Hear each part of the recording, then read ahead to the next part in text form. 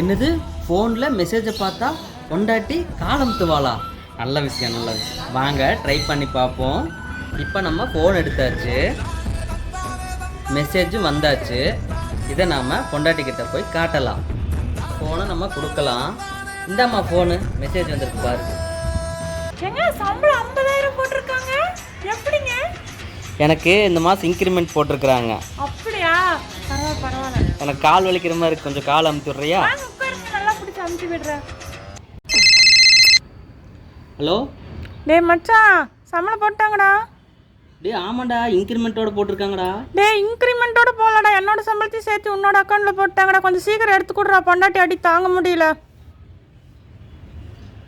ஏன்டா எப்பா வாங்குற சம்பளத்தை விட கம்மியாக வாங்கிட்டு எனக்கு காலை வேற அமுத்து வைக்கிறேன் உன்னைய. Experiment success. அடிதான் கொஞ்சம் ஓவர்.